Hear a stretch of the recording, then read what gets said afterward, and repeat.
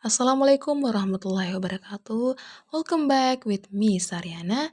Nah, pada pertemuan kali ini kita akan membahas tentang skill 9 pada TOEFL bagian structure yang berjudul Use Noun Clause Connectors Correctly. But before that, we have to know what is noun clause. Jadi kita harus mengetahui apa sih itu noun clause. Jadi, noun clause itu adalah klausa yang berfungsi sebagai kata benda. Nah, sebagaimana kita ketahui bahwa kata benda itu bisa berfungsi sebagai objek of preposition, dan juga sebagai subjek dari sebuah kalimat. Nah, di sini ada contoh ya tentang noun clause. Oke, di sini ada I. Nah, I di sini berfungsi sebagai subjek. Oke, kita gunakan ya. Nah, I di sini sebagai subjek. Kemudian know itu sebagai verb. Kemudian when he will arrive itu sebagai objek. Noun clause. Dia noun clause tapi noun clause sebagai objek. Jadi when he will arrive itu adalah noun clause tapi dia noun clause berbentuk objek. Nah, kemudian di sini ada I am concerned about when he will arrive. Nah, di sini I itu adalah subjek, am concerned itu adalah oh my god.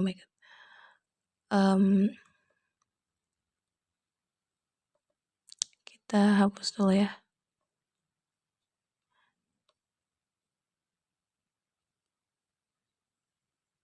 Nah, am concerned ini adalah sebagai verb.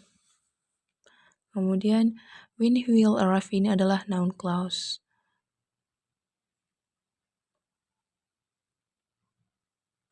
Jadi ada subjek, verb, dan juga noun clause. Namun di sini when he will arrive itu adalah noun clause yang berfungsi sebagai object of preposition. Kenapa dikatakan object of preposition? Karena ada kata about di sini yang dimana kita ketahui bahwa about itu adalah preposisi. Kemudian jenis yang ketiga yaitu sebagai subjek. Nah, di sini ada when he will arrive is not important.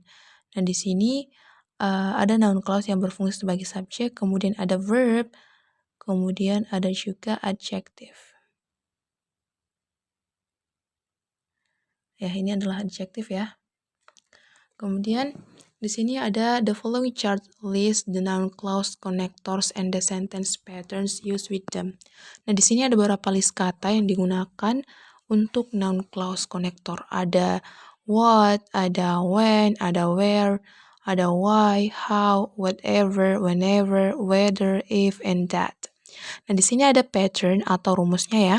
Di sini ada subject plus verb plus noun connector, kemudian plus subject plus verb. Nah, ini rumusnya ya. Sama seperti skill sebelumnya, 2 subjek, 2 verb, dan 1 konektor. Nah, di sini yang berfungsi sebagai subjeknya itu adalah I, berfungsi sebagai verb yaitu know, dan berfungsi sebagai noun konektor yaitu what, subjek lagi adalah you, kemudian berfungsi sebagai verb yaitu did. Nah, ini merupakan noun clause sebagai objek. Kenapa dia objek? Karena berada di akhir. Kemudian di sini ada noun clause as subject, seperti what you did was wrong. Nah, ini adalah noun konektor.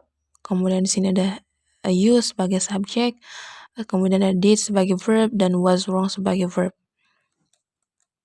Oke, di sini ada contoh soal. Ini biasa juga kita ketemukan pada TOEFL test ya.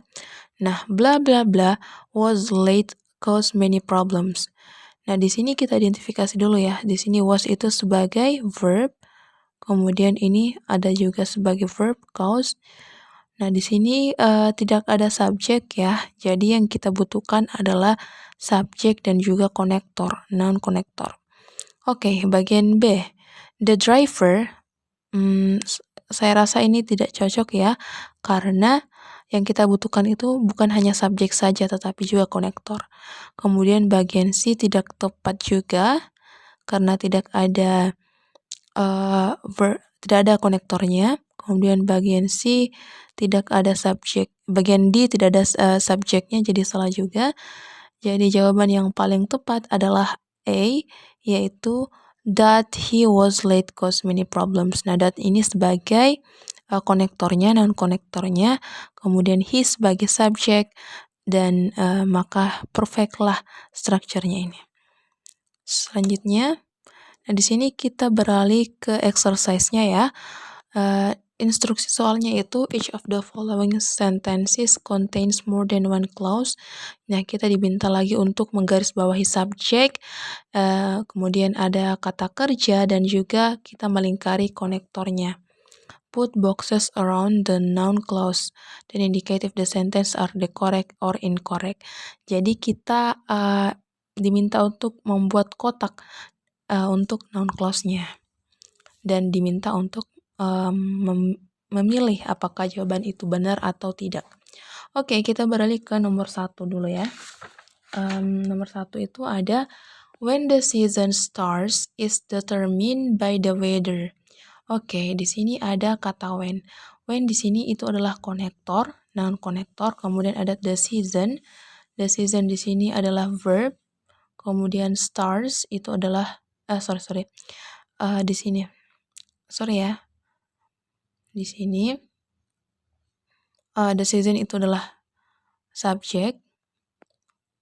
The season adalah subjek, kemudian stars itu adalah verb. Kemudian is determined juga adalah verb. Nah, lalu kan di sini ada 2 verb, kemudian 1 subjek. Nah, di sini stars itu adalah verb dari apa? Iya, betul. Jadi verb ini merupakan stars ini merupakan verb dari the season. Jadi ini adalah subjeknya, kemudian ini verbnya, kemudian is determined ini merupakan verb dari ini when the season starts. Jadi kita berikan kotak ya. Kita berikan kotak di sini karena ini merupakan noun clause yang berperan sebagai subjek. Jadi when the season starts itu merupakan subjek dari si verb is. Kemudian start ini merupakan verb dari the season. Nah, ini when the season starts itu merupakan noun clause yang berbentuk atau yang berfungsi sebagai subjek. Jadi jawabannya adalah correct. Kemudian nomor 2, the manual ini adalah subjek. Kemudian ada how ini adalah konektor. The device ini kita bisa lingkar ya. Inilah konektor, kemudian device itu adalah subjek, be built ini adalah verb. Nah, namun di sini kita membutuhkan 1 verb lagi. Kenapa? Karena ada 2 subjek. Nah, di sini the manual ini tidak ada verbnya. Jadi jawabannya incorrect. Seharusnya ada the manual terus bla bla bla itu ada verbnya, kemudian ada konektor the device. The device should be built. Okay, number 3. We move to number 3. The schedule ini adalah subjek. Kemudian indicated ini adalah verb. Nah, if ini adalah konektor. Kemudian the teams. Ini the teams adalah subjek. Kemudian would be playing adalah verb. Nah, di sini sudah benar ya, karena ada 2 subjek, ada 2 verb, dan ada 1 konektor. Nah, kemudian kita memberikan kotak, karena di sini merupakan noun clause ya. Kita bikin kotak. Oh my god, I'm sorry ya, karena ya. Nah, ini intinya ini adalah noun clause ya, yang berfungsi sebagai objek. Jadi dia merupakan noun clause yang berfungsi sebagai objek. If the teams would be playing in the final game ini merupakan noun clause yang berfungsi sebagai objek. Jadi jawabannya adalah correct. Kemudian number 4, he ini adalah subjek. Kemudian refuse ini adalah verb. Kemudian plea ini juga adalah subjek. Kemudian ini verb. But there is no tidak ada konektor di sini. Jadi ini adalah incorrect. Karena tidak ada konektor, karena di sini sudah cukup subjeknya ada 2, terus verbnya ada 2, tapi tidak ada konektor, jadi salah.